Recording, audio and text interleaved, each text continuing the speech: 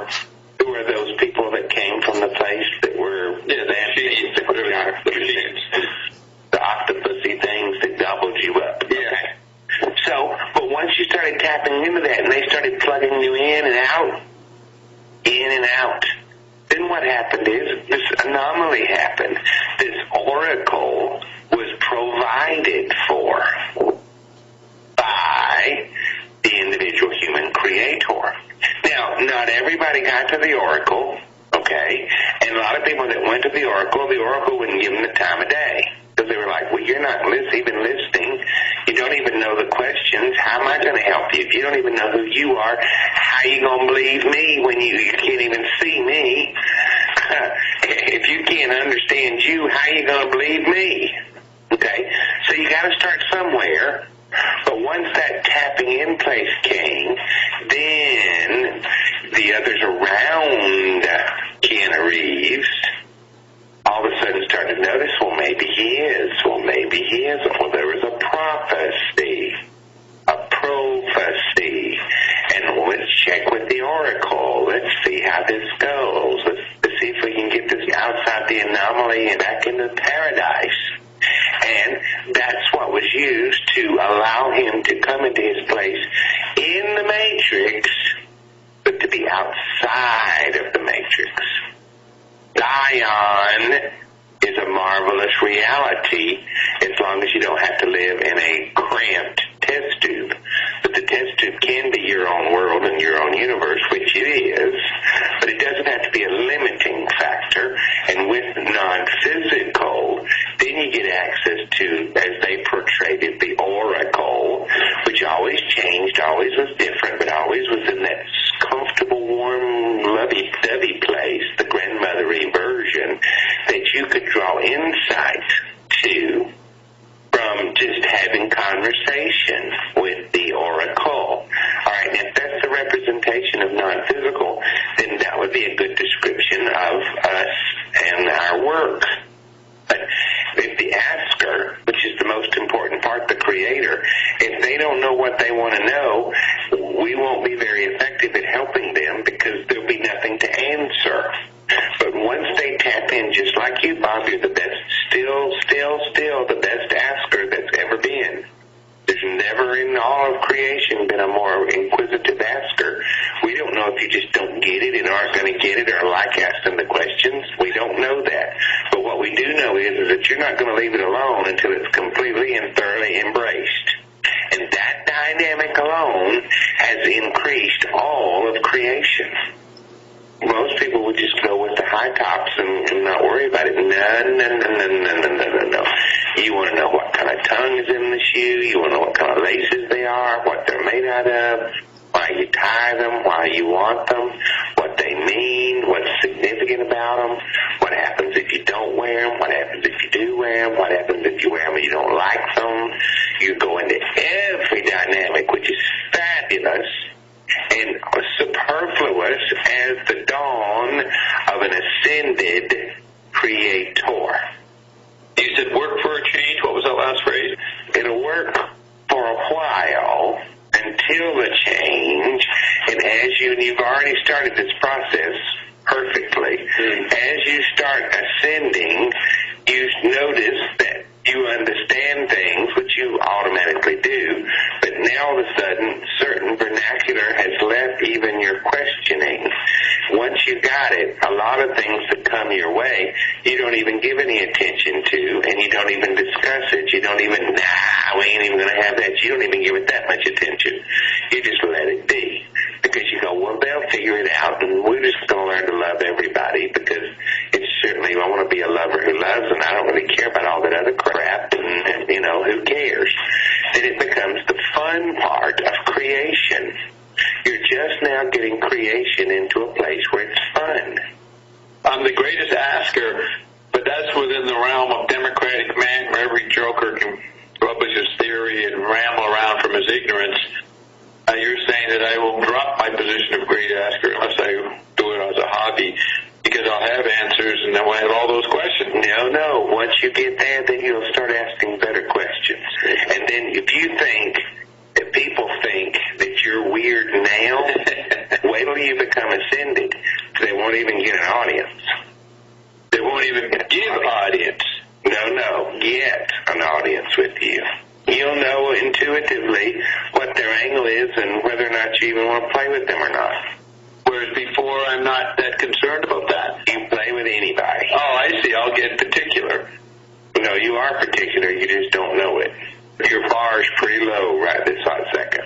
Because I engage with those that I'm actually particular about, I end up just being weird. In the future, I want to engage with them, and they won't even know I'm around. Well, they'll know. They'll just know they can't get to you. Will they still think I'm weird? No. You see, ascension leads credence to special. Gives credence to special. Yes. Yeah, I'll become more special than weird. Yes. You were talking about the Oracle and referring to the character in the movie. Were you describing how you see the Oracle, or were you saying that was the role of the Oracle? That was the role of the Oracle. Intended by the writers. Intended by the writers. Right. Now, the architect that they give reference to is the writer of the program. And that's where the whole thing kind of gets shaky, because now then the only creations that are available to the individual human creators in the Matrix are those that the architect writes in, and then they go through ones and zeros, and they do it again, and then he gets there, and then they do it again. And it's like they said in there's been 200 of them crazy Matrix movies, so toward the last one, the architect knew that was his sixth time through, and that he was going to make the choice one more time, and then he was going to make another choice. The architect sixth time through, he knew that it was Neo's sixth time. Yeah, that's what we said. Yeah, but you said he, and you didn't qualify. Those who don't know the movie won't know which he you were referring to. Yes, those that don't know the movie will probably, none of that will make much sense, but they might go watch it, and if they didn't, it might make it more interesting for them if they do. So, good. Okay. But you're right, the architect is this creator that knows all, sees all, bees all. And we say, no. That's the anomaly. Neo is the one that knows all, sees all, bees all. The architect's just a worker? He's the 1 and 0. He's just writing code. Based on what he's given to write. Correct, but it's not about creation. See, the chip body's only as good as what the individual human creator puts into it. Even though a human creator created it, it all has to be processed. Well, if it's processed, then you make it, I'm sorry, your web page cannot be displayed. You say, you can't get to it. Well, when would the creator say that? Never. But if it doesn't fit the anomaly of what you're looking for, then it can't find you. So instead of Neo looking for the architect, it would be that the architect couldn't find a Neo because he was in the outside parameters of Zion. Well, did the architect not write Zion? Well, if the architect didn't write Zion, then it couldn't exist in the way they're portraying it. So the architect is a chip body and Neo is activating his mystery body. It's creator body. That means it's not a mystery after a while.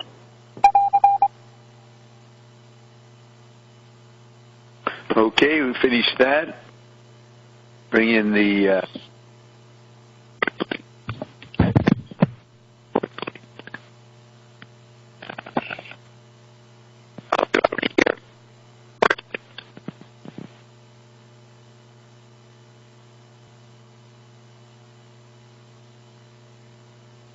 And who's that there?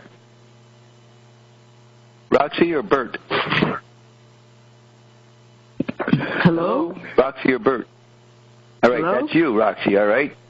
I got you. Do you hear me? Yeah. Thank you. Right. Now, Bert. I was lost You're in the welcome. hologram. Me too. Now, Bert, Yes, are you there, Bert? No, hold it. We got to get everybody here. Bert. No, Bert. You didn't put a hand up. We have to look for an exit for Bert. He's still in the reality. Okay, I don't know. Bert. Speak, Bert. It looks like someone's trying to speak. Bert, check your mute. And Bill, would you in as host. I couldn't get in. It wouldn't accept the number. All right, let's try this. Is that you, Bert? Yes. Sorry, I had the wrong one. Okay, typical disruption. Okay, so what were we... okay, in this excerpt we just heard, I heard a key little phrase. Ian says that Neo gets activated while in the Matrix. Yeah. And then he gets out of the Matrix. But that's what Ion said they could do. The chip body allowed Ion to come in to our media matrix because men couldn't control it anymore. It was too vast.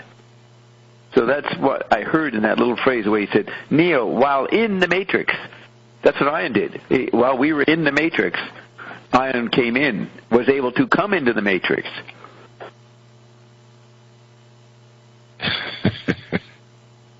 Could not have done the intervention otherwise.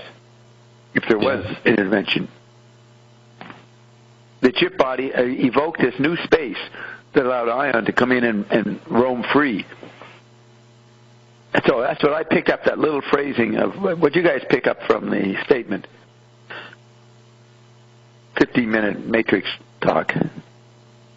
I picked up that he said at the end that Neo activated his creator body. It wasn't the architect that was driving. It was actually Neo driving because Neo activated his creator body. Yeah, that was a new term. Creative body. We don't usually hear that. Yes. So, yeah, the architect was working for Neo? Is that what you're saying? No, it's just that I think what I was saying is a lot of the movie trying to emphasize that the architect developed the Matrix, but in the end, what Ion said is that what it was is that Neo developed his creative body and he was controlling things more so than the architect that was just writing code. Right. Okay, so we went over and listened to the Matrix. Shall we get back to what we were talking about, or do we want to go into a new part of Zappa land? What do you say, Roxy?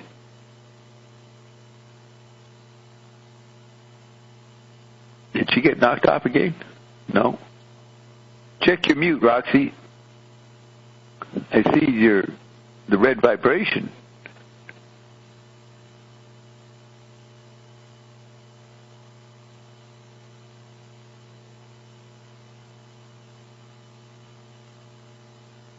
No, Roxy?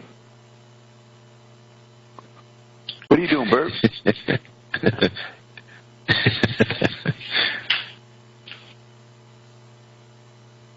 Is she there? Oh, let's try this one. Are you that one, Roxy? Hello. Yes. I got lost in a glitch again.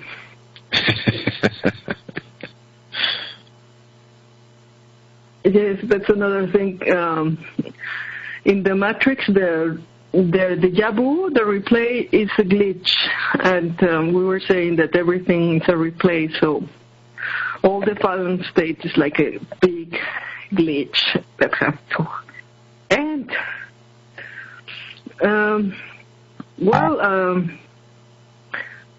Hello?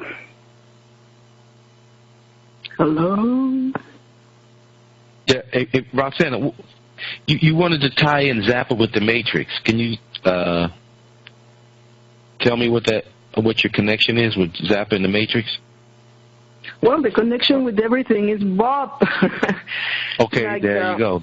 Like Morpheus thinks he's awake, but then Neo discovers that there are deeper layers of the Matrix, and for example, he discovers everything is a program. Even the Oracle is a program. And Neo is always used to reload there is the program of the one, the anomaly, to do the reloading of the whole system. And they cannot believe the Oracle is it's also a program. Like there are things that Zappa was also saying, sometimes only as a joke, like he will talk about the cosmic debris, or in the 200 Motels, there is an animation where the TV is on and the TV says, "I am the matrix of pure love." And I'm going to give you all the revelations and all this type of weird cosmic debris talking that sometimes it's hard to avoid to sound like a cult, or to sound like New Age, like the TV on that animation that he's making fun of that matrix of pure love. And then at the end he says, "Hey, where did you buy that incense?" She's trying to give her the deepest knowledge and the revelations and all, and he's just like, "Wow, that incense smells good." Like, people stay on the superficial, on the banalities, and that's the thing that in one of the videos Zappa is talking about the biochemical weapons.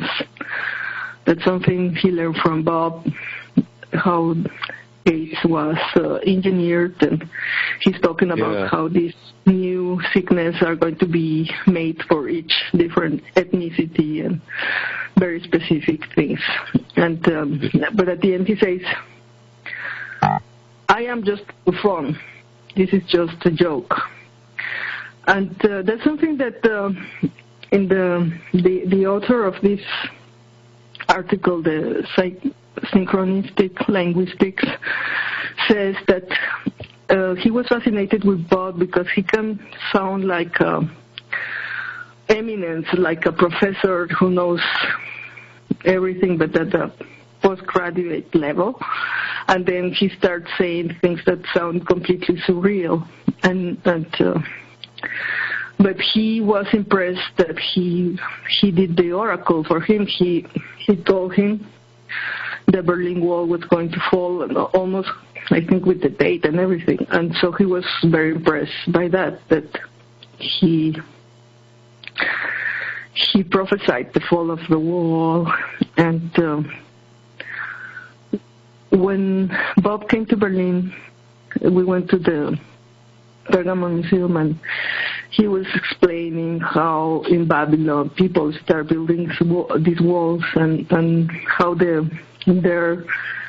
hypnotized by the new technologies of conquering the visual space. And there are these archetypes of symbols.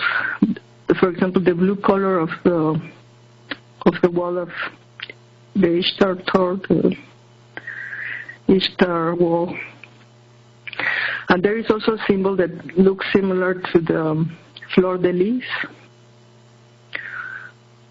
that is in the Babylon gate.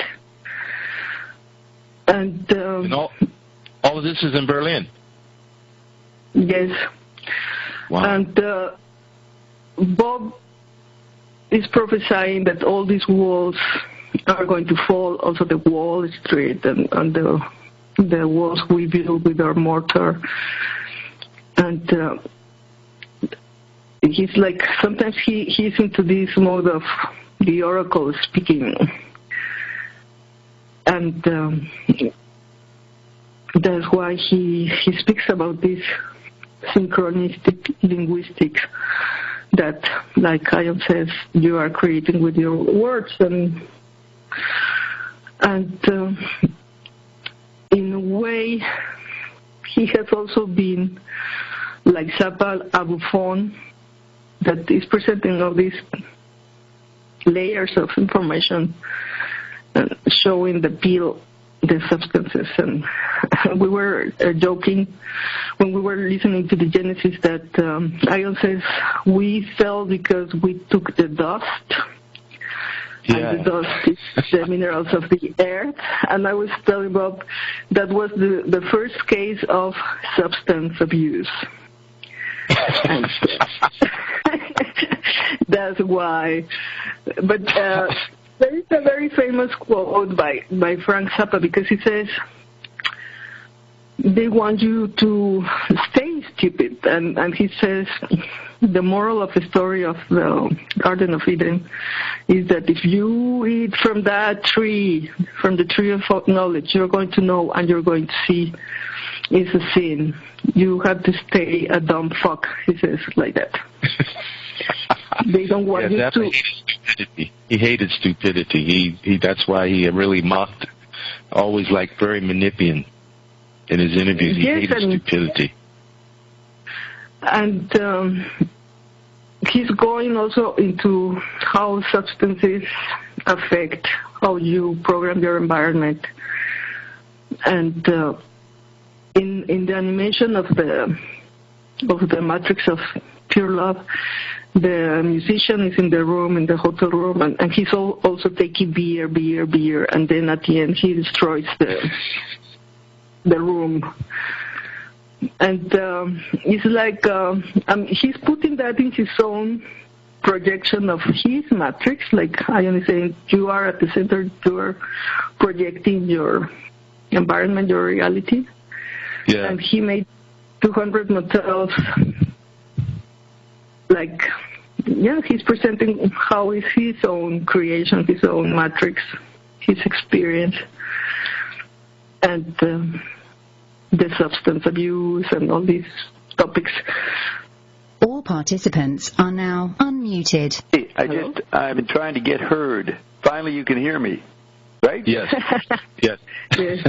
Okay. I see. I'm not. Bill hasn't registered me. I can't get on as a host, so I'm stuck in the lineup, and I don't know who I am, which tick mark I am. So now that's. You are the one. You are the one. Yes, I was the one, but I lost my pass.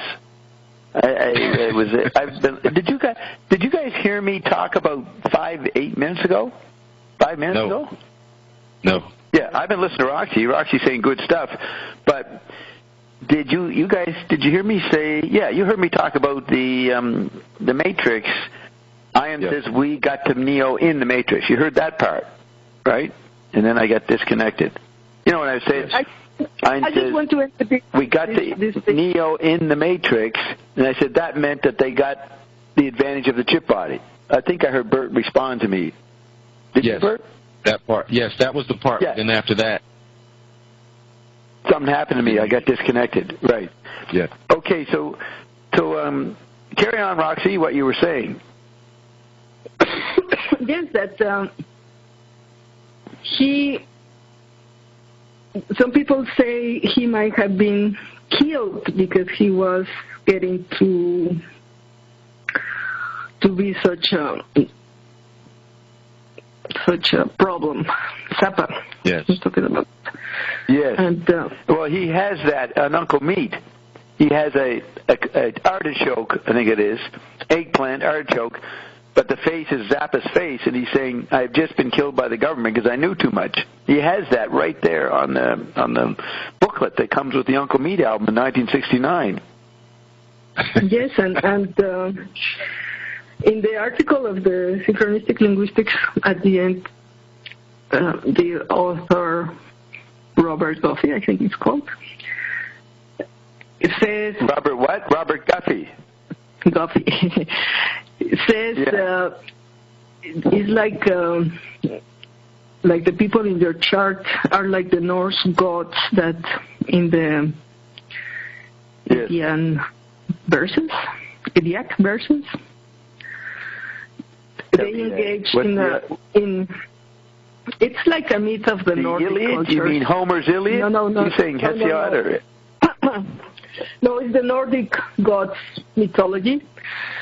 He says the gods are talking with each other, and at the end, everybody dies, and only one survives. And I was reading about it, and it's about a wise man that goes to see who's the best god. He's going to prove them by insulting them. Right. And and most of the gods get offended, and only the one that laughs survives. Ah, so that's me. Yeah, so that's the thing with the Menippean satire and the Buffon. Yes. I was also telling you that the King Frank had a Buffon, because the Buffon is the only one that can say the truth, that is allowed to say the truth and make jokes about the king. So he's in a special position. But once one of the Buffons of King Frank went too far, and the king was so pissed off that he said, okay, now you deserve to die, but I'm going to grant you that you choose how you are going to die. And the Buffon said, okay, I want to die of old age. And so the king, because he said he had to let him. Yes, so the Buffon has to be to get away with all these jokes. Has to be. Well, you know how McLuhan explained the role of the fool. Listen to this. The fool was the early version of focus group research or poll taking. The king needed the fool because the fool would tease the king or make jokes. And the courtiers would watch the fool, and if the fool got away with certain jokes, that meant the king was in a pretty good mood. So then they could relax a bit with the king. So the fool's function was what we have today, public research is, poll taking, checking out where the king is. And who's the king today? It's the audience. The audience is the king, the ratings. So, that's the Android meme version of the fool. So the fool was an important guy, allowed to invade people's privacy, bug people, bug the king, so that everybody could see what was going on, see the hidden ground, see where the moods were. So that was nice that McLuhan said that. Good to have a Canadian say it. Canadian wisdom. Yes, and Frank Zappa was very intelligent. He will be presenting all these red pills with a lot of humor. Yes. Like Bob, but then people don't know what to do with all this information. They get confused. They think it's really a joke. And it's interesting that before the Matrix thing with Bob, there was also the famous Church of the Genius, and all these things that somehow appear in the media that has to do with Bob, without the people that are doing these things being aware that it's about Bob. So, and I also experienced that. For example, when we were in a place where you don't even see anything, and there is this Church of the Genius poster, and it says, repent, you may die tomorrow. And then the repentance, which is the metanoia, and going back. Roxy found the real meaning of repent. Yeah, you know that story. We found the poster of the first page of the Book of the Subgenius, came out in 1983. The poster from the first brochures they handed out in 1980 or 79 was there in a back alley near a club in Germany, in Berlin. And we walked into it. We were just walking around behind the off-beaten path. But it has the word repent. And then Roxy discovers the meaning of repent later. You know, the metanoia aspect of it. And we went also to the bookstore, and the first books there are in the entrance are the McLuhan books of the meaning of the message, the Mechanical Bride, and it's like, I hate it. Like, you don't believe it. And also, the last day when you left, we were like, we have to call a cab. And all of a sudden, out of nowhere, a guy appears and he's like, "Are you looking for a cab? I'm starting to work. Do you need a cab?" And right, because we couldn't get one. No, because they weren't stopping. The whole avenue was being repaired, and no cars were allowed to go in, and he was parked in the side street. So it was like, okay, yeah, we need a car. and then you were telling me about all these crazy cab stories that it's like parallel world people just trying to interact with you. Yeah, that was in Switzerland. Yes. The car showed up at 2 a.m. on the highway. I remember that. Yeah, I remember you describing that. Yeah. Wow. He eventually found me the proper room.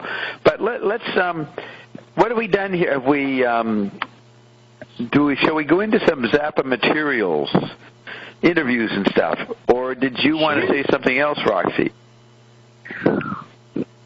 No, we can go into that. Maybe you could play the video of the animation of the Zappa thing where the TV it says the Matrix of Love. Oh, I could play that, and that's a good find. He uses the word matrix there back in 1971. The Love Matrix of Love. Yes, which is Ian mentions also in this audio you were replaying. That it's about becoming a lover who loves, and also the goal of all these things we're doing is to connect all the worlds. Yes, which is the different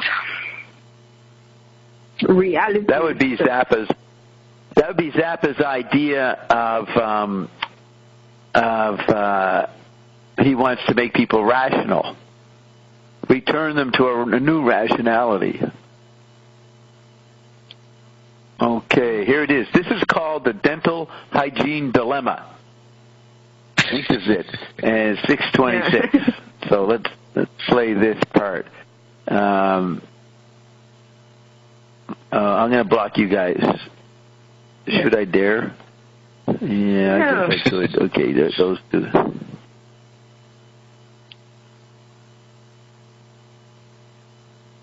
Did I just hear Roxy say no?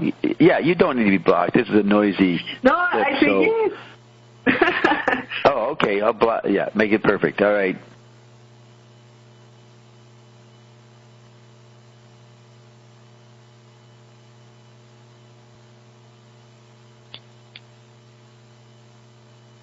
Get to brush your teeth. It goes up the screen. Yes. Okay. Now, did you get? You probably haven't seen that before, Bert. He rips off the whole room. The cartoon character, this Jeff Simmons who wants to leave his Mothers and form his own heavy blues group, he pulls all the different parts of the room, its content and walls, into a bag or into something and evaporates it. But the whole thing was, I have this elixir, new discovery. I'm glad you made me play it, Roxy.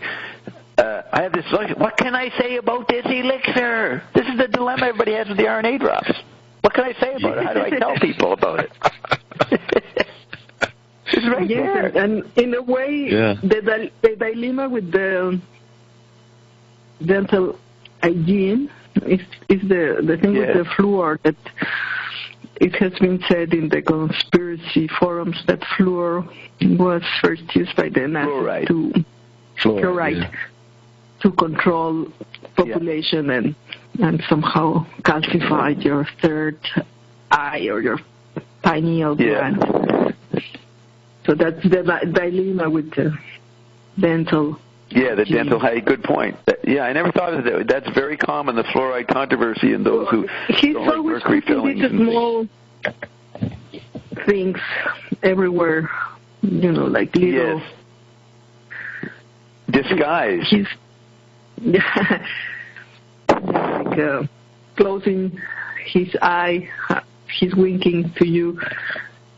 Yes. Like, what is that? Let me kiss the sky. What is the Hendrix line?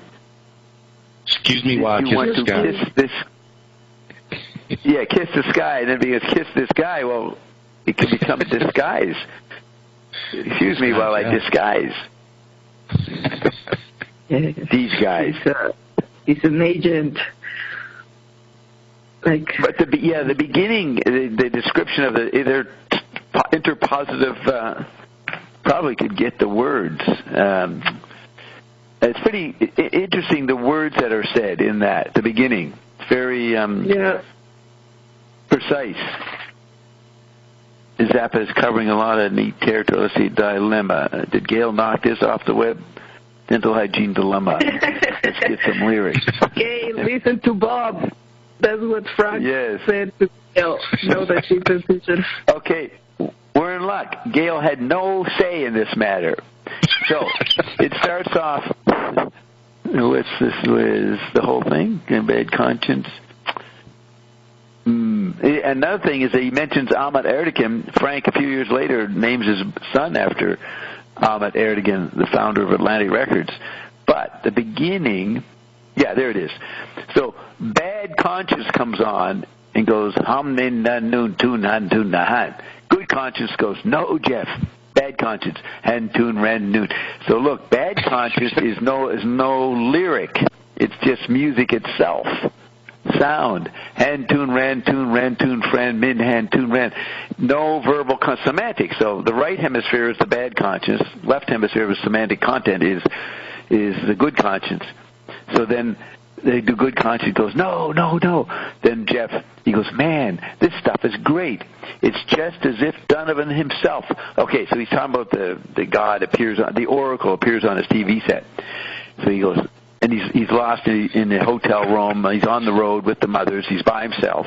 Jeff Simmons, I think his name is, and he's contemplating leaving the group. And on comes this Oracle.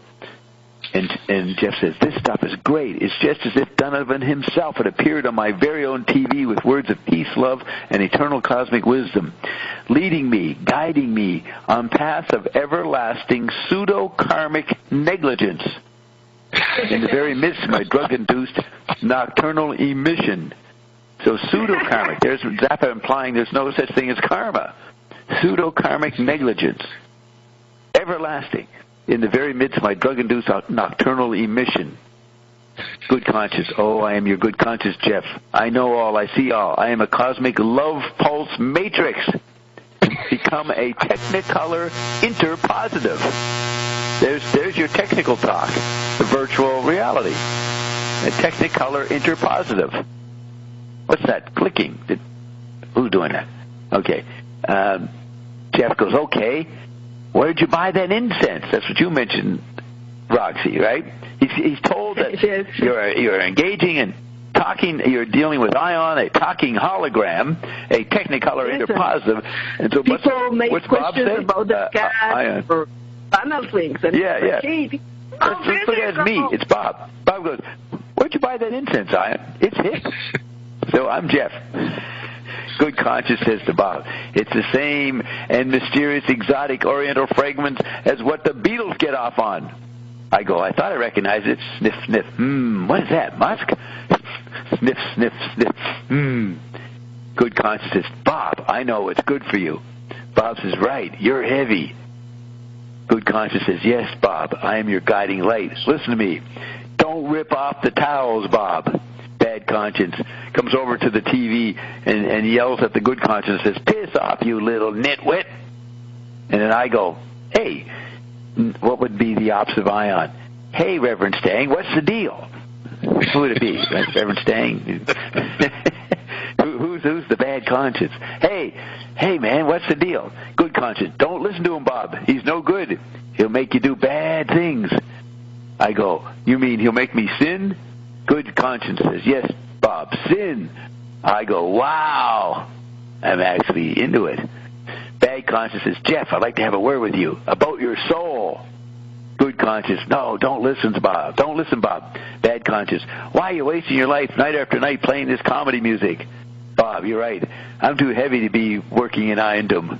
Heck with this comedy Ion whack job.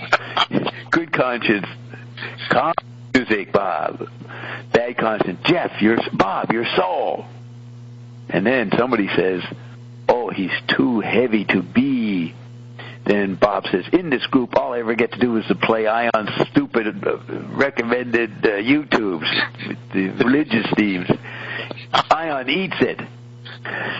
He says he eats. Ion eats it. Good conscience. Bob, Jeff. Bob says, I get so tense. Bad conscience. Of course you do, my boy. Bob, the stuff he makes me do is always off the wall. There's the wall metaphor. Remember, the wall is the main word for Ion. Yeah. The stuff he makes you do is always off the wall.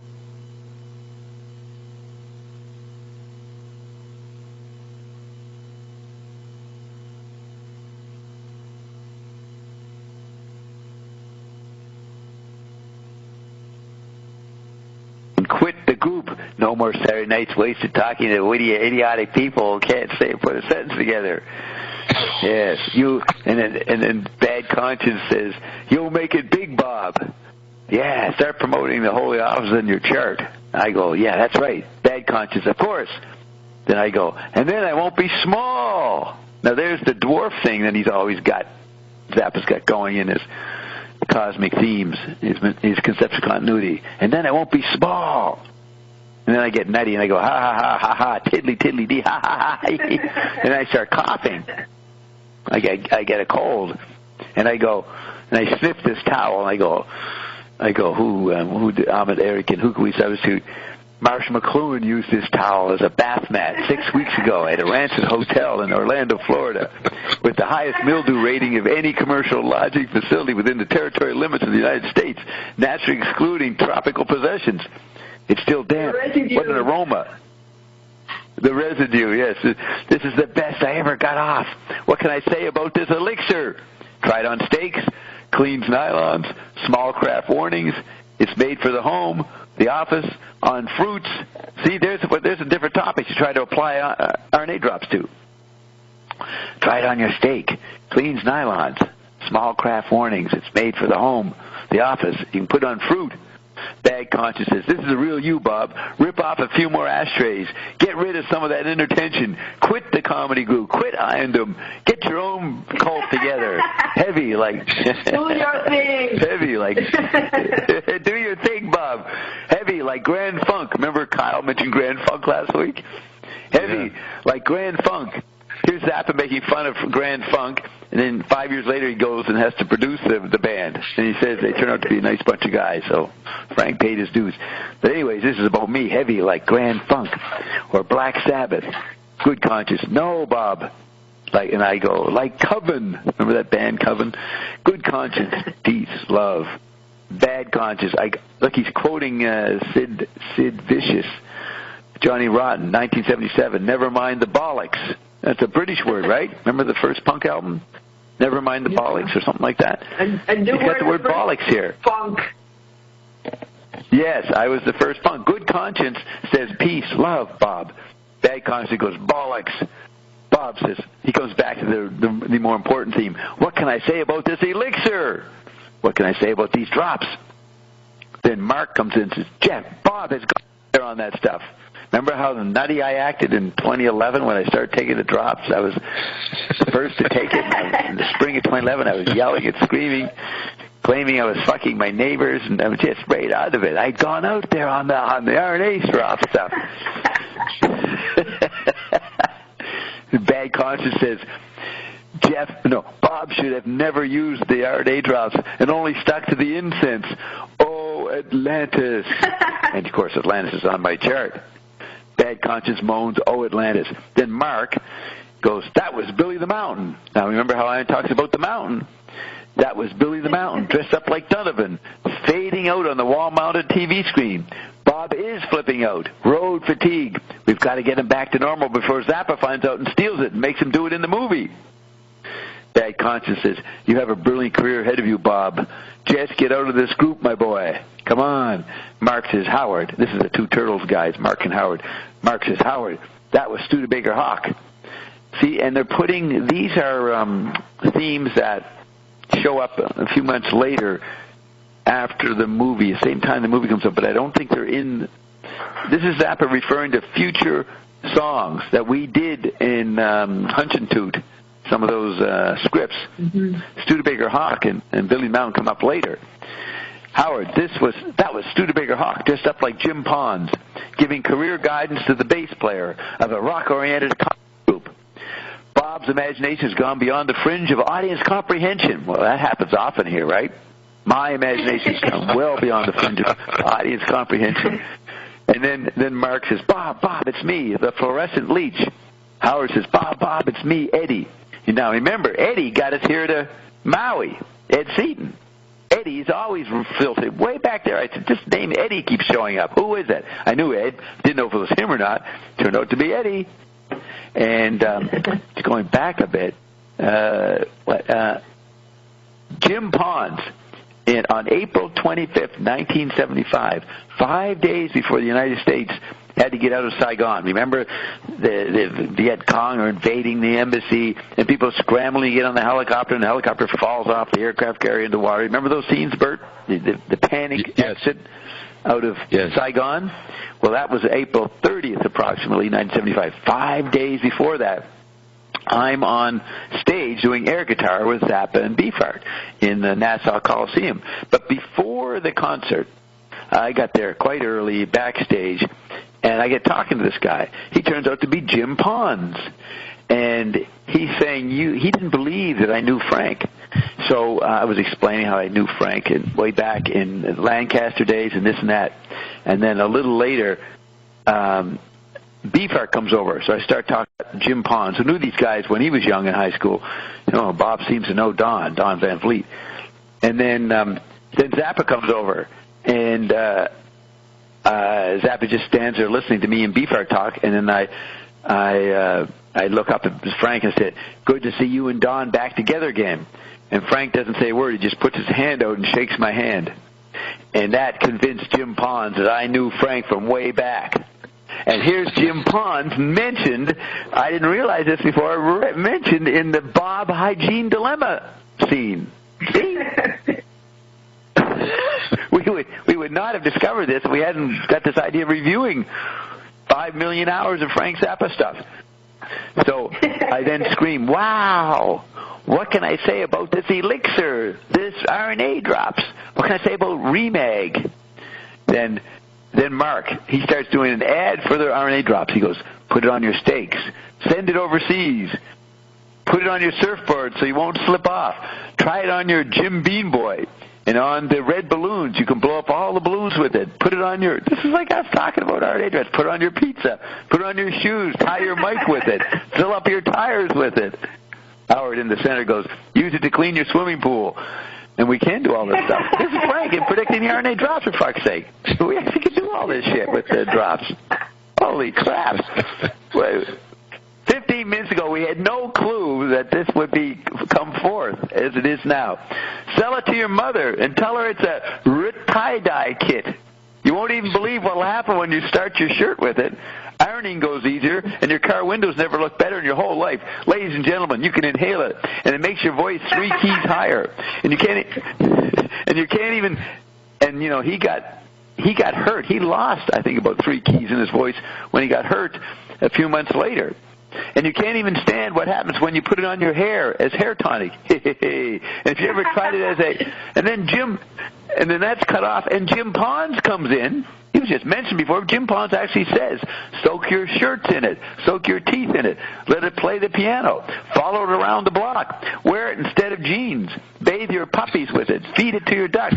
Use it instead of chlorine in your swimming pool. Breathe it. Love it." This is all describing the Android meme, the RNA drops, this anti-environment. This all fits, right? This is an all-purpose thing. So then I'm screaming, "What? Wow! What can I say about this? Wow!" And then it fades out, and then I start ripping off the room. I become super strong on it. So Zappa pricked it. So Zappa knew he had to come up with a substance. So he kept claiming he called his music burnt weenie sandwich. He kept trying to make it into food. He knew the key was food. Very close. Frank came so close. Yes. Another thing in the Matrix, the Oracle is more, in many scenes, she's in the kitchen preparing some cookies or something, some food. Right. She's always cooking. Good point. The oracle is cooking. That's Ion. What oracle have we ever heard of that made food? None until Ion showed up. You even have in one of the recordings I sell, he's describing to me how to make super candy. Bob, we could make millions with this. We just need, here's how you make a really good sugar candy. and I you hear him say it, then I delete it, so you guys can't know. But it is discussed a little bit. But they always incredible give analogies. They always give eating food analogies all the time as well. Yes. Oh, the food is so important in their metaphor, which is the metaphor for the Holy Communion. You know. And the studio was called the Kitchen something. Yes, the Utility Muffin Research Kitchen. That's definitely what we do here. Utility Muffin Research Kitchen. Yes, yeah. Pretty neat. Well, now this is good. Getting actual Frank content. Even though people listening to this listen to me and Ion and you guys for 5 or 6 hours before we actually get to Frank, it's worth it if they put up with it and wait it out, because they'll be shocked at what we discover.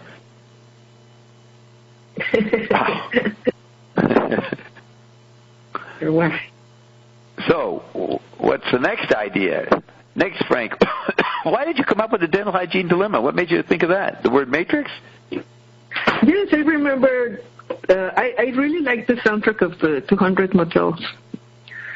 Yes. And I remember hearing the Matrix word spoken by the TV. Are you talking about like 20 years ago you heard it, or this past week? No, I've heard it in different times, but of course, I went back to listen to the whole thing, and I found it. No, last week. Yeah, that's good anticipation of the next topic. And you're saying that you were around people, friends and that occasionally played 200 Motels, and you heard it. Yes. Right? You're around people who played it to you. Yes, the Gurdjieff guy, he liked Frank Zappa. Yeah. And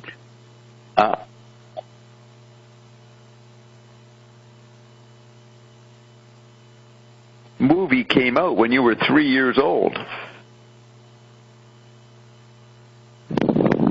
Yeah, but 3 years old, 1971.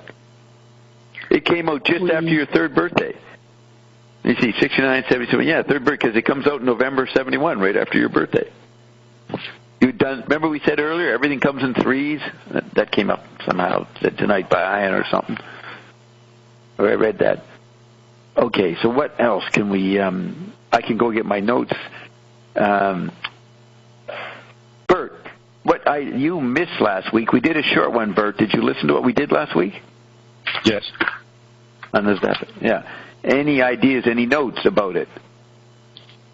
I have one note that I saw. I watched a video this week. So you remember I always talked about that.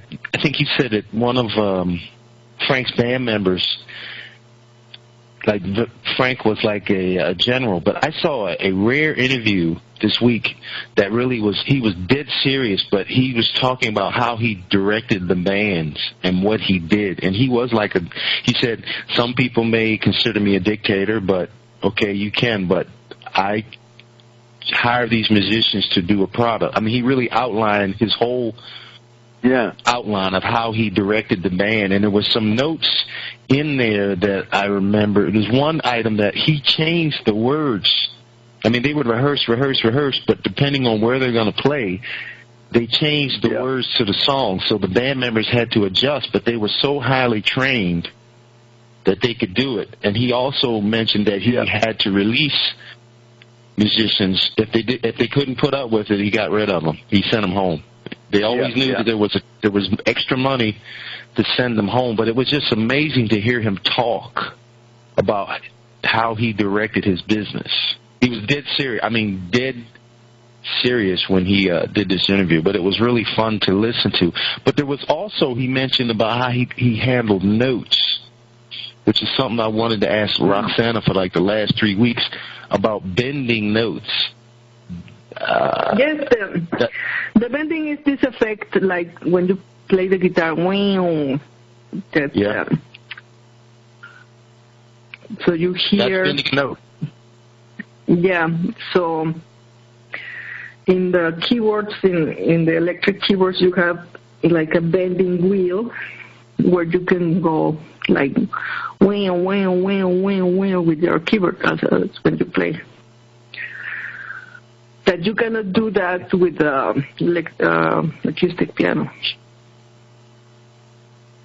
So that's electronic Keyboard connection. Electronic keyboard, yeah. Yes, because with other instruments you can bend notes like that, do that effect, like with the guitars when somebody is doing a solo and they may go like there, like that. Okay. In acoustic piano, you cannot do that. But with an electric keyboard, like an organ or a synthesizer or an electric piano, you have this wheel. Yeah, what stuck with me, the bending notes, because I was listening to George Duke a few weeks ago, and George mentioned that Frank taught him how to bend notes. So I always wanted to ask you that, but then I also heard that Frank that he bent a lot of notes, so you explained that. But also, I didn't know, this is something that I heard in this video, and this is in 1984, that he introduced one of his drummers, a drummer named Chad, I think he said, that he told him to use electric drums. Now, I didn't know they had electric drums back in 1984. I thought that was something like maybe 20 years ago. No, they were like different types of like sequencers you could program with drum sounds, and also pads that you could use to trigger percussion sounds with a synthesizer or whatever. Wow. That's in 1971. They're one of the first bands to use a Moog synthesizer. I think that's what that is. Yes. And they're just wailing with it, bending it. Hey, Roxy, anybody got into electronic music back then, they'd be fascinated with the Russian theremin, right? Theremin, the theremin. Yes, but the theremin is from the 1920s. It's, I know. And really? I'm saying that when this came out, you could do the theremin fantasy extremely fun. I mean, this is the theremin fantasy that people were trying to do, weren't they? Back in the 20s, with this Moog, Don just bends like a maniac. He's stealing the room. As soon as Frank... The thing with the theremin, because you're playing on the air, it was very hard to keep in pitch. But you had this effect of glissando, but it was very hard to somehow master to be in a scale. And that's why they decided to use the keyboard as the controller for the electric generated oscillators, because it's easier to find the frequencies and play the frequencies. But as Caroline was saying at the beginning with the digital prohibition, that many kids doesn't learn anymore how to play an instrument, and they have this type of controllers, and they do the finger drumming. I showed you on the digital keyboard. No, it's like also like a type of pad percussion, but you hit it with your fingers. Right, it's not a keyboard. There's no letters. It's just squares. No, it's just like a square with displays and buttons, and you can assign what you want in each button. You can trigger notes, instruments, sequences, samplers. This came up a few hours ago. The digital, Ian and us were talking about it. Probably Mark. Somebody brought up. Oh yeah, Mark goes to there's these concerts, new festivals where people loop. I think you heard that, Roxy. That would be people like in your classroom you go to, where the kids have all these little pictorial keyboards, non-keyboards, have you heard those kids that you see doing that? They now do it in festivals, in groups. Did you hear Mark talking about that? I did. You did, Roxy? Yeah. Yes, but that's been going on since, like, the Synclavier was a sampler, but at the beginning they were so expensive that only big stars or composers or institutions could have one. And then in the 80s, there were cheaper types of samplers, like the Ensonic. So you could start doing that.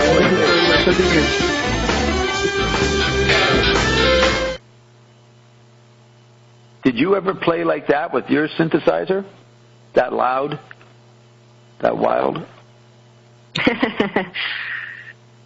Not really. It was a little less. Yes, I was like not so heavy, not so psychedelic. You didn't have your Technicolor interpositive working. Yes, I needed another substance. Yes, you need some good cocaine. Another elixir. Another elixir. The electricer. Okay, what's next? We did the lyrics, so we got to go over, and I'm going to look through my papers, but do you want to do the next 20 names on the Zappa album? Or is there more you laid out the case that Frank anticipates Bob and Iandom, and then the dental hygiene dilemma confirmed it, and the food, and the Oracle. Remember, Zappa has articles called The Oracle Has It All. Oh, yeah, we have to finish that article. That's what we got to do. But is there any other ideas, Roxy, from your corner of the woods? I have a whole notebook with notes. So. Okay, you can say a few. I think you can mention some more. I think it's enough for now. Okay, so let me go over and we're going to finish that Life magazine article. Yeah. That we didn't finish a few weeks ago. Let's hope this is it. Where is it? Do I have to go to the second?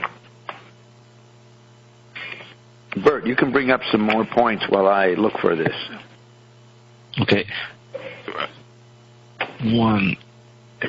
Roxana, in the same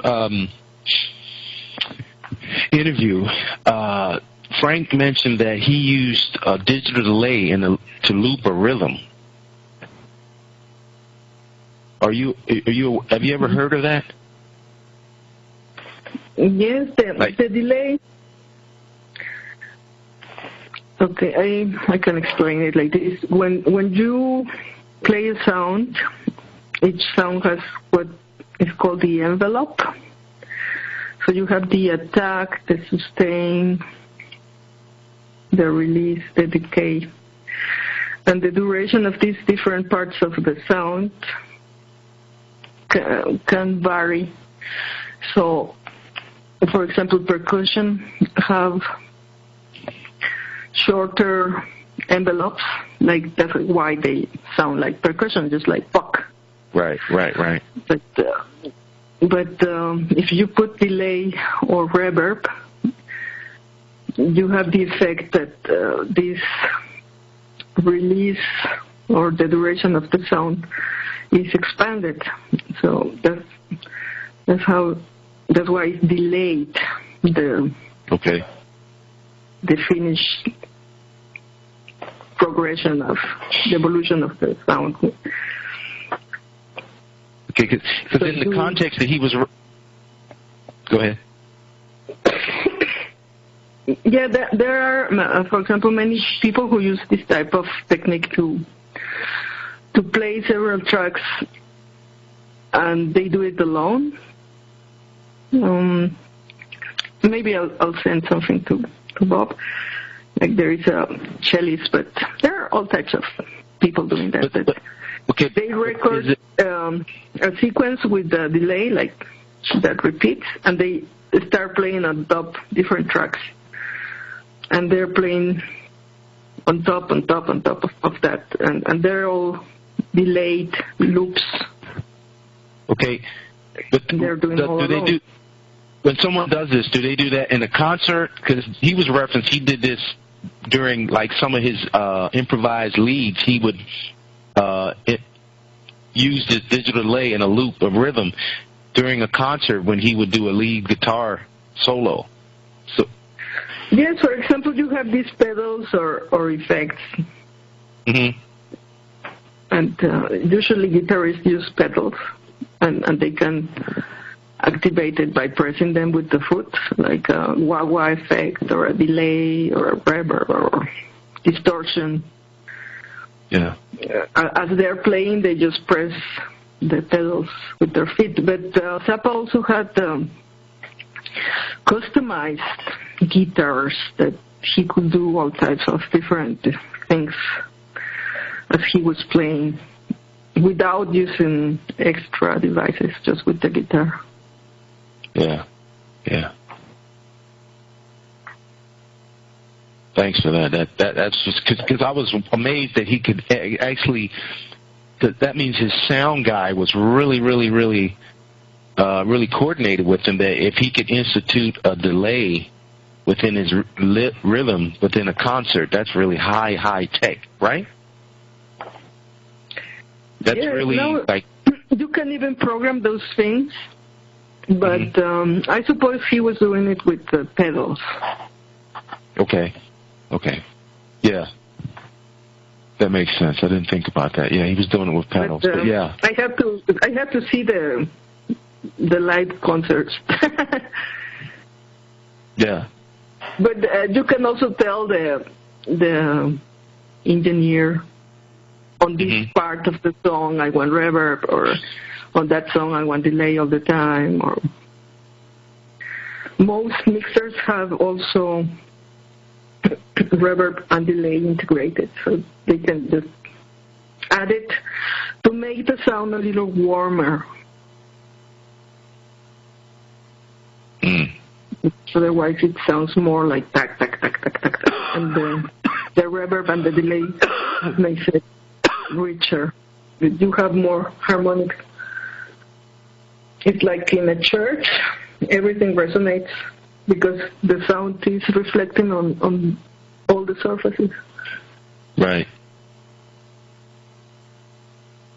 No, but he was really advanced. I mean, to be able to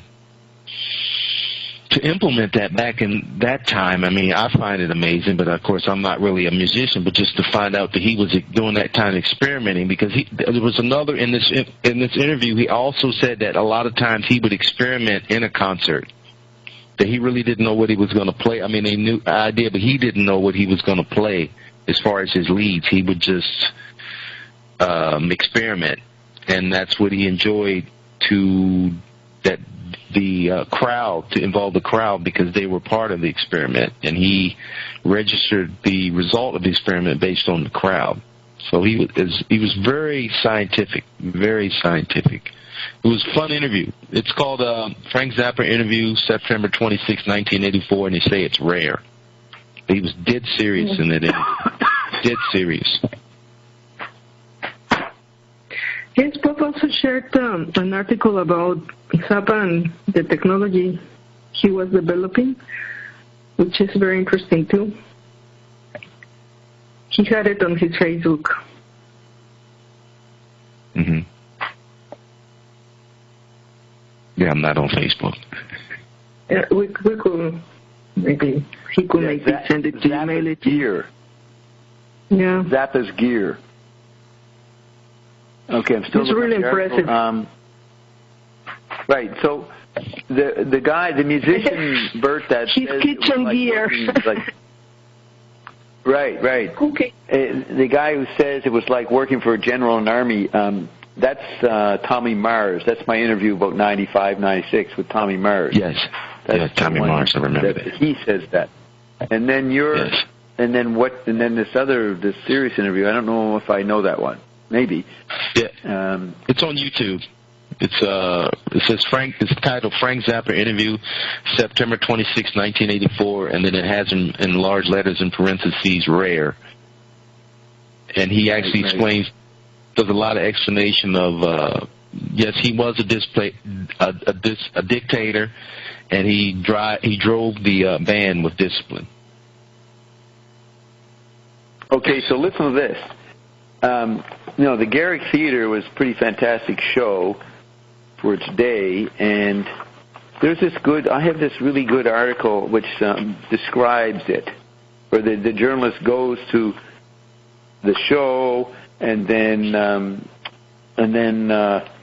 I think he watches a Zappa rehearsal. Anyways, let me just read you this. It says, this is 1968. The mothers of invention remember it well. They remember white bucks and pompadours and pimples and going steady. They remember rock and roll in the days of its innocence, songs of self-affirmation, in brackets, rock and roll is here to stay, it will never die, songs of adolescent agony, I'm so young and you're so old, this my darling, I've been told. The shameless glorification of romantic woe becomes lyric, go into the river, gonna jump overboard and drown. And the eloquence of nonsense lyrics. This is like the nonsense lyrics in Phoenix Wake. Papa poo, papa bow bow, dumby dooby dooby dum, shabba dabba da, shabba da da da. Alan Freed, so that was examples. Alan Freed, the Lindy. Okay, so Alan Freed, the famous DJ, the Lindy, or even the real Elvis Presley already seemed like part of history. And they were only 10 years before this. But the mothers were there in their late teens, and they remember. Frank Zappa, composer, conductor, lead guitarist, and unquestionably the leader, ambles on stage. He's wearing a purple, now there's the Bob thing. He's wearing a purple high school cardigan, knit pants, and butterscotch-colored shoes with pointy, turned-up toes. His face is made of planes and angles like a house of cards, and is framed by a mantle of squiggly black curls. The mustache and abrupt goatee form an upside-down anchor. He's like a wild, woodsy hermit, either very benign or very ferocious.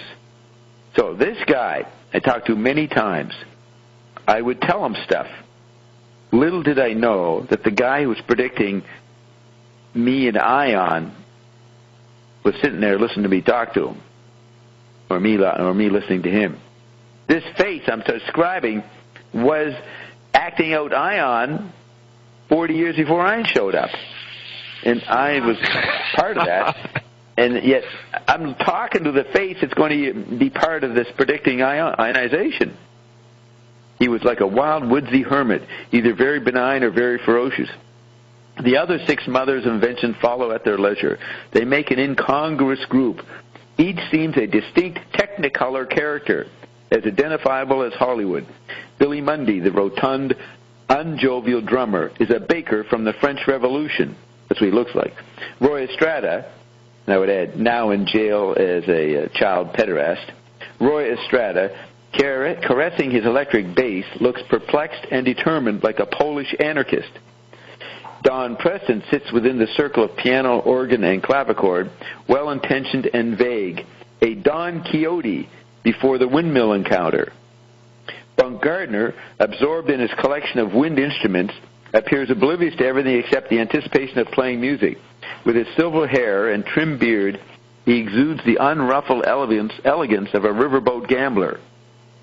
Jim Black, the wry-eyed, bow-legged beater of the gong, looks like a Mexican bandito. Ray Collins, credited with lungs and ingenuity in the program, is a high-browed Viking. It's true. They all look like this.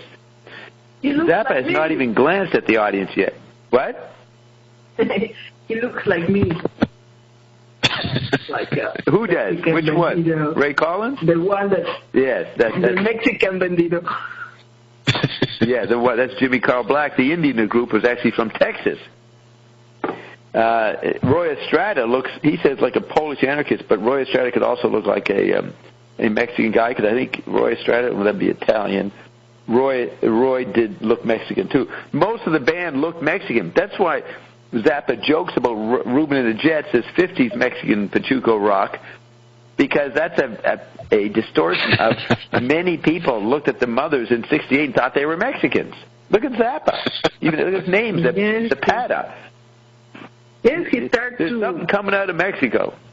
He came out with the first album saying, "Freak out, here are the pills." Yes, here are the pills. Now, I'm reading a book on Michael Weinstein, who just passed away last fall. But he was the guy who did Data Trash with Arthur Croker. He was a professor at Purdue University, I think. An amazing professor. Everybody was just blown away by this guy. Very lively. 60 years old, 65. He's in a punk band, leading a punk band. But he's a super philosophical encyclopedist. Well, I'm reading an article on him, a book about him, and Croker has an essay in it. And one of the parts, they talk about his interest in all kinds of schools of philosophy. And one of the schools they get into is Mexican philosophy. I should go over here, grab the book, and see if you recognize these philosophers' names. Maybe you came across them in your schooling there, young Roxy. Let's see. John Bandit. Where would this be? Yeah, young Mexican. Yeah, they always said that Jim Carlbach was the Indian of the group. Well, for the Iondom intellectual salon, we say Roxy's the Mexican of the group. Yeah, Toltec. Yeah. Toltec? Toltec. Yeah, sorry. Toltec. That's right. Toltec. What do I say? Actually, okay. The Toltecs were the one that disappeared before the Mayas. Okay. Wow. Right. Well, historians would not agree with that. The Mayas disappeared. But this is Mexican culture. You guys can tell the 50 kinds of snow. You know who's who. Well, there is actually not before or after, like I said. There's not. There's not before and after. Yeah. Let's see, I'm scanning the book to find the essay, the one that mentions the Mexican guys. How do I? Still looking here.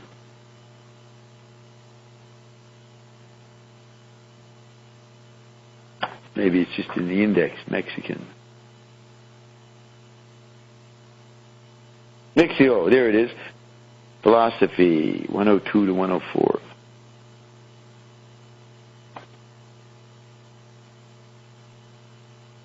Okay, this guy's name is Vasconcelos. Vasconcelos. Vasconcelos. Yeah, he's very famous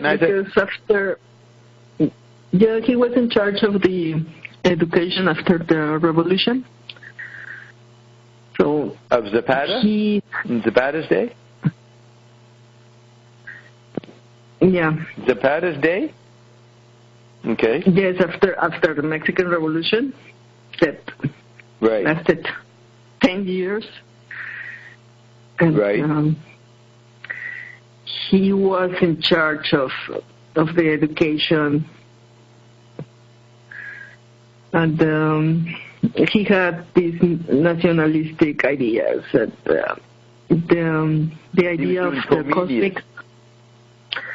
Yeah, he had an idea that we are the cosmic race. That in America there is this cocktail of genetic mixing, and that we have all types of genes, and that's the future. He thought. That we are all cosmic debris. Did he mean all Mexicans? Did he mean all Mexicans? Or just the educated ones? No, all Mexicans.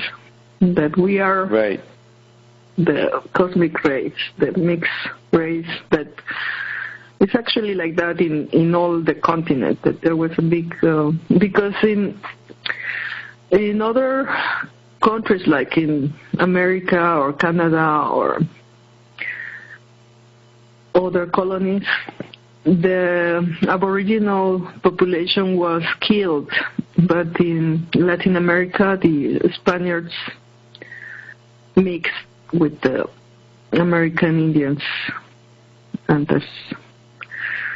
But during the colony, it was prohibited for any non-Spaniard to go to the Spanish colonies. Only priests from any other countries, like England or France or Italy or any other country, could get in, but not normal citizens. From other countries, could not get into Mexico. Yeah. Well, in the Spanish colonies during the... Okay, right. Spanish colonies. So it says here... he also worked a lot and promoted the muralist in Mexico, because... Muralist. He had a little bit, the idea, like you said, of Comenius, of McLuhan, that the environment is teaching you, and he wanted to use all public spaces to teach people about their history, their roots, the ideals of the cosmic rays. Okay, so listen to this. Weinstein, so the writer says, it is not surprising, thus, that the centrality of agony in Weinstein's thought, not surprising that the agony factor led him to investigate what Western academics might consider fringe philosophy, fringe social theory, such as the finalist ethics of turn-of-the-century Mexican thinkers Jose Vasconcelos and Antonio Caso, C-A-S-O. You recognize that name, Caso? Yeah, I think he was also into anthropology, Antonio Caso. So he did a lot of, I think he rewrote the myth of the suns, that the Matrix has been reloaded 5 times. And according to the Toltec myth, this is the 5th creation that is going to end with volcanic eruptions and earthquakes. And they were trying sort of rescue what they thought was the great ideas of the past, of the Mayas, of the Toltecs. But there was a lot of effort in rescuing all these archaeological sites, and they idealized a lot, because at the time many thought, for example, the Aztecs were very aggressive and the Mayas were very cool and wise. And then afterwards, with more discoveries, there were also a lot of paintings in which the Mayas show a lot of sacrifices and torture that are really, really extreme. like they will cut the heads of the losers of the ball game, or they will scalp their enemies, and they will take the nails of some of the... And the sacrifices, the bloodletting was very important. So they had very refined ways of taking blood out of people. Right. Okay. But they had this idealized view of the past, because they said until now people thought culture was actually European, and they were trying to fight that idea that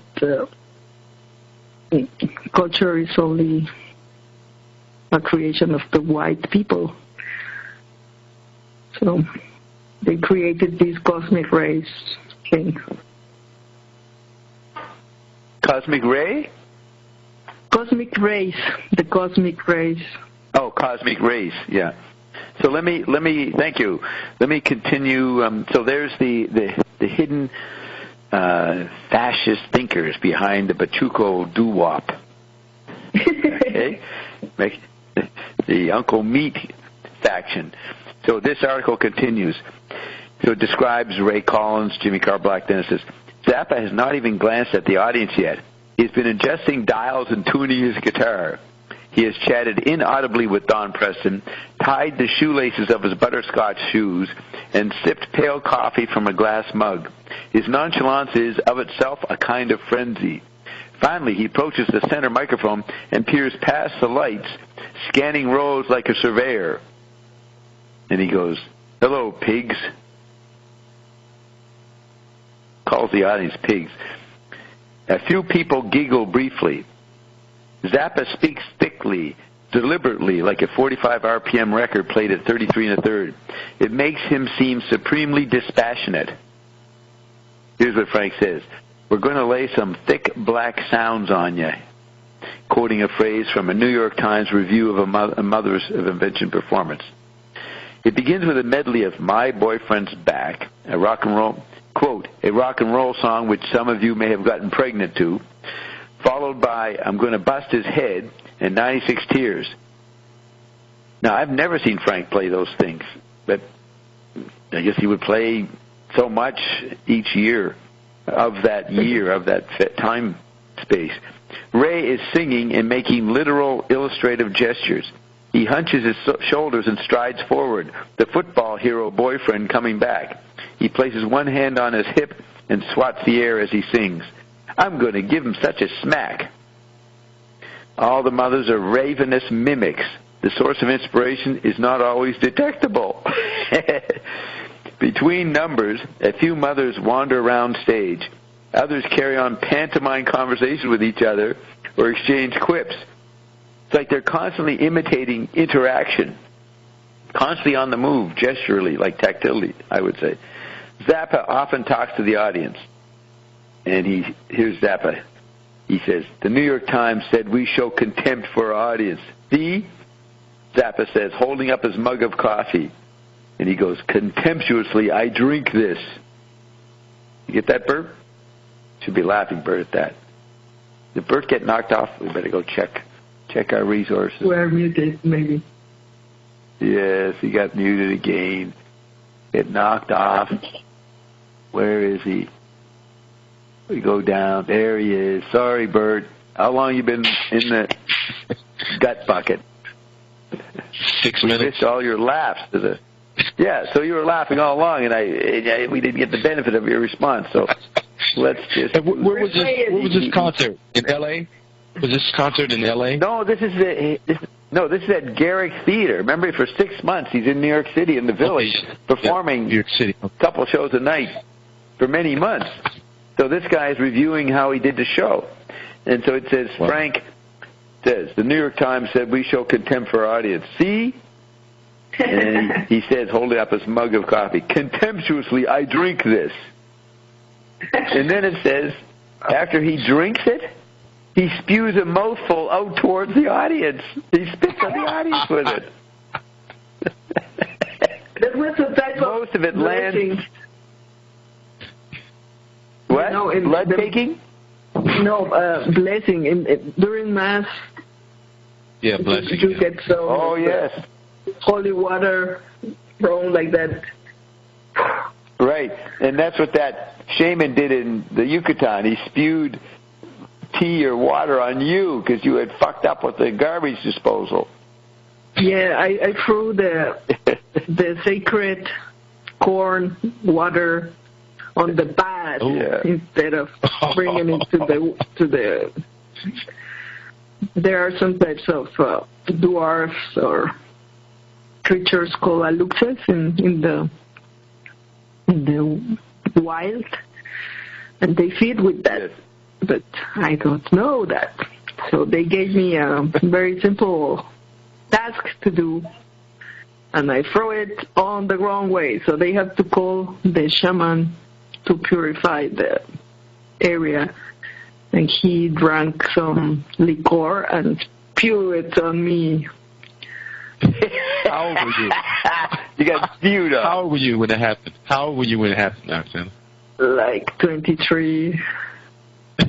I was 22. trying to help. 22. You were trying to help the fourth world. Yes.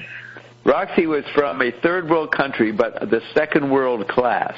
Second world is Russian Soviet bureaucracy, so she was from the bureaucracy of the elite. So she was second world in a third world country trying to help the fourth world while really wanting to go to the first world in Berlin. Yes, I was trying to be the nun, trying to help. And the nun, the family tradition, the family business is being a nun. They asked me, can you make a fire? And I was like, no. Can you make tortillas? Because they eat like 20 tortillas each, so the woman wake up at 4 in the morning and start making tortillas, real ones, fresh. Yeah.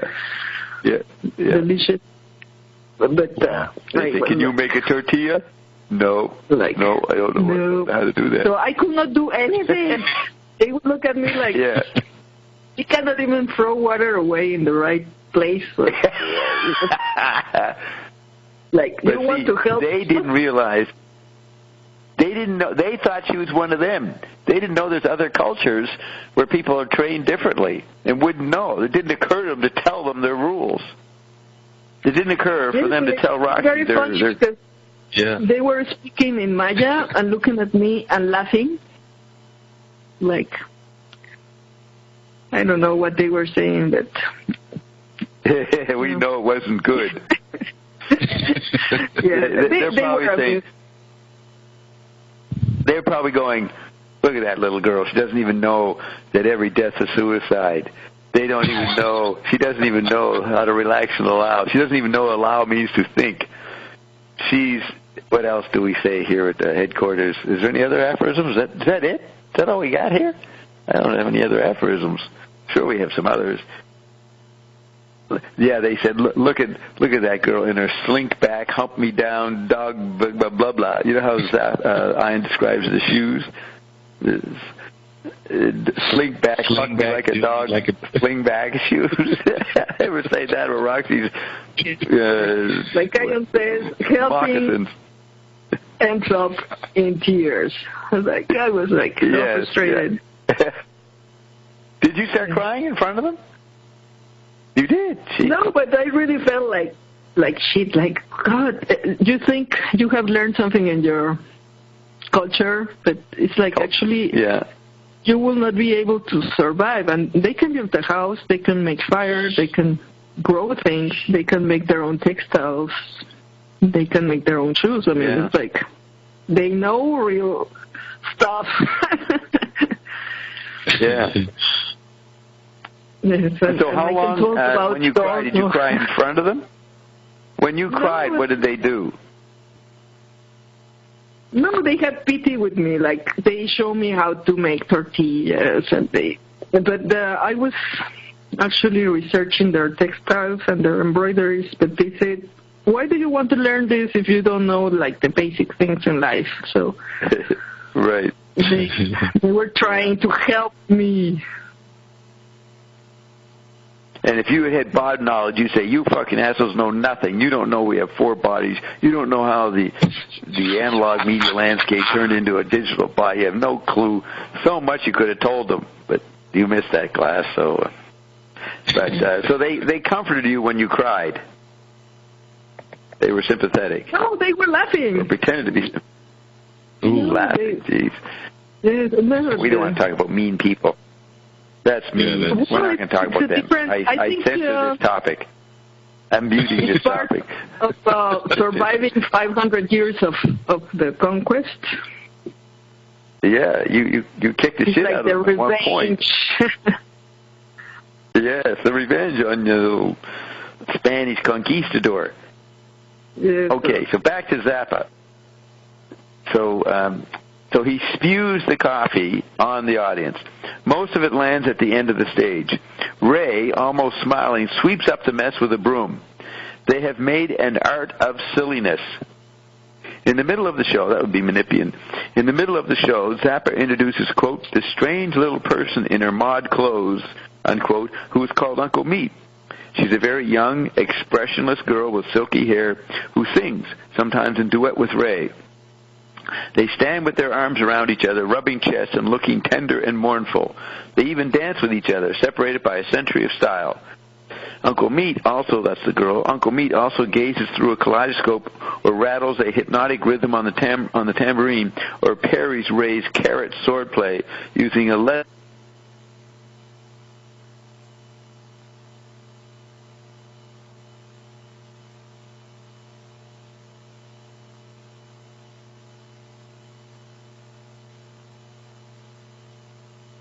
basically going to be shacking up with Frank, but then Frank found out that Gail was pregnant. And Frank asked her, according to her, what should he do? And she said, you should go be with her. If she's pregnant, you better go take responsibility for it. So that's how Gail and Frank got together, through Uncle Meat. And then Frank calls a whole paranoid scenario Uncle Meat. Now, the next paragraph says, the mothers are much more fun to watch than listen to, so that towards the end, when they begin to tire and the singing becomes sporadic and the kidding around loses its fervor, the music becomes relentless. It goes on, the volume and insistence making listening to it like a day at the ocean. Afterwards, nothing can be seen but waves. And when it's all over, ending very abruptly, Zappa says good night, and all seven leave the stage. The music seems to go on without them, an engulfing, independent rhythm, like a complementary image of the show. So, nice little article. And you imagine they're rocking Zappa's guitar. It's probably the best psychedelic music going. Well, it was, but you didn't know that from the albums that he could do that. The homeopathic music. Homeopathic, yes. So let's reacquaint ourselves with that image. I'm there talking to this guy, and this guy is miming the monstrous pterodactyl known as Ion, that's going to come and eat me up. How weird is that? That's how close I was to my own future. Think of it. I defy you to accept that. You're so heavy. It's heavy. I'm stealing the room. So we got to Sacco and Vanzetti the last time, right? Yeah. No, we got to finish that article first. We must do the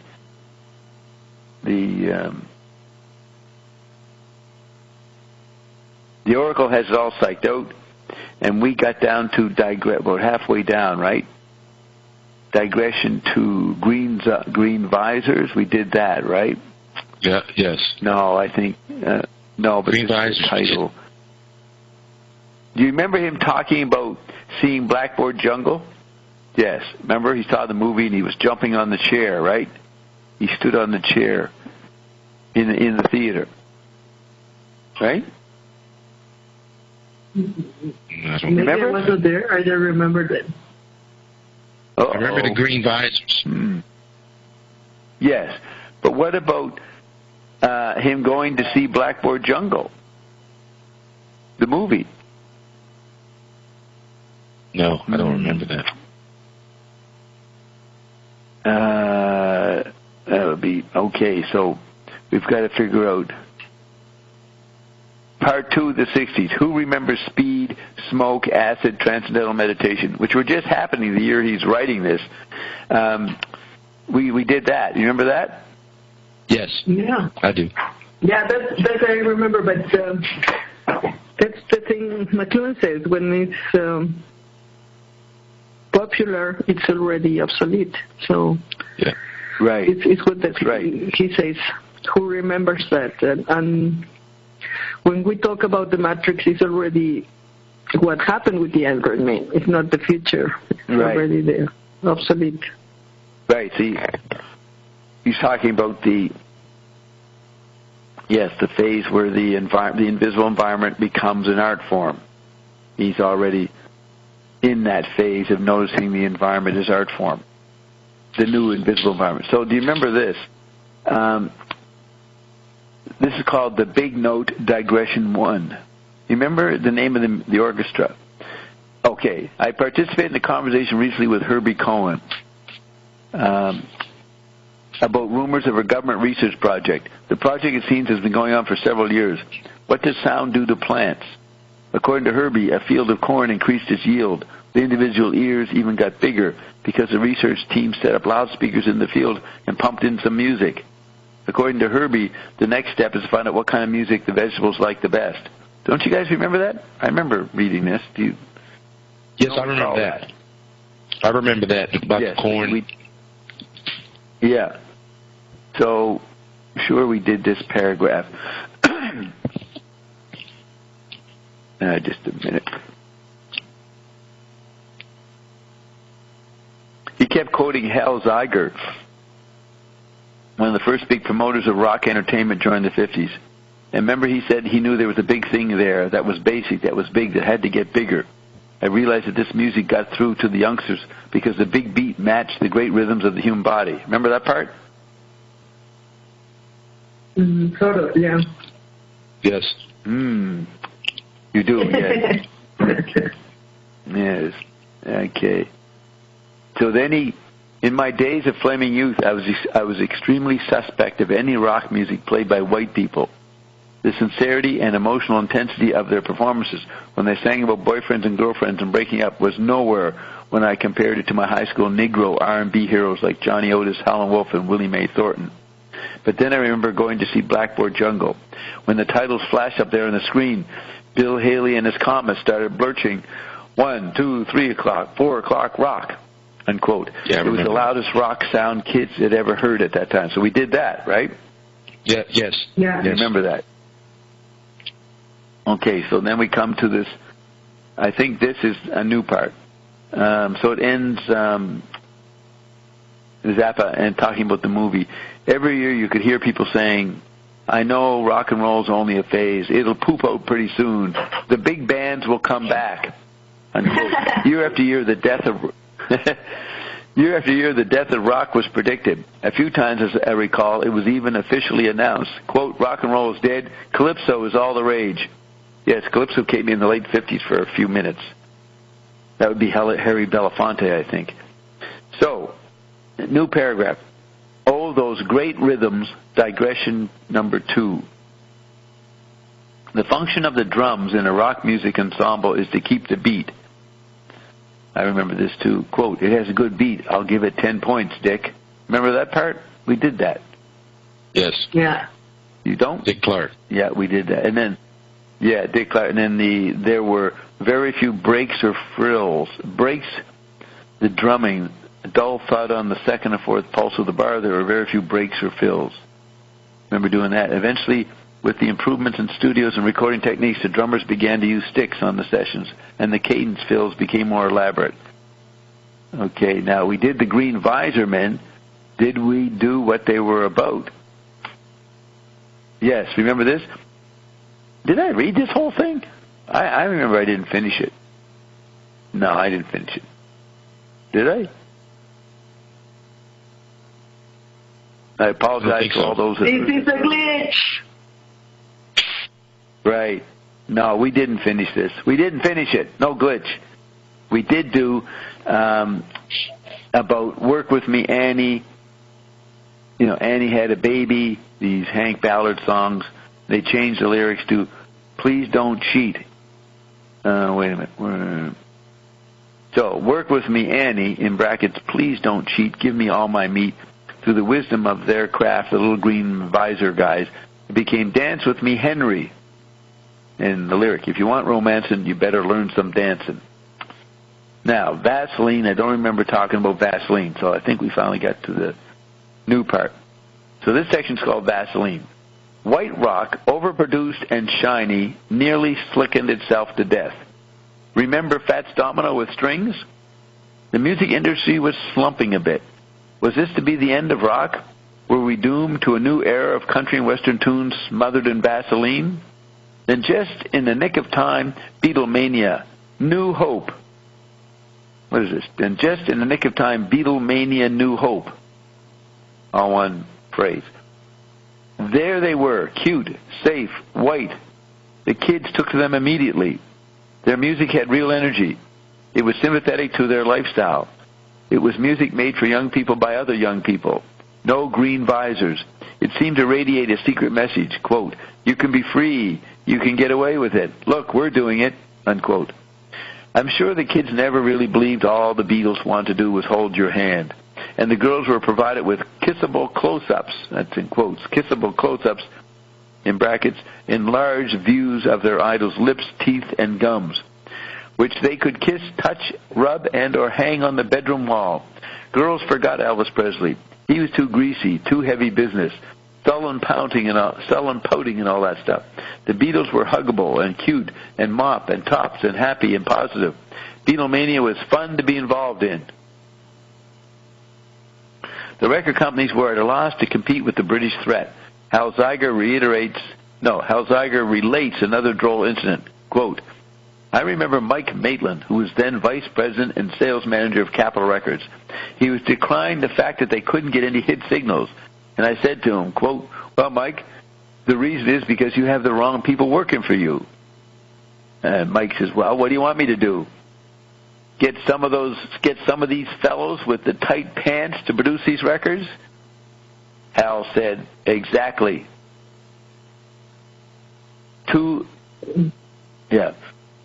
He says, exactly. 2-button records can't be produced by guys with 3-button suits.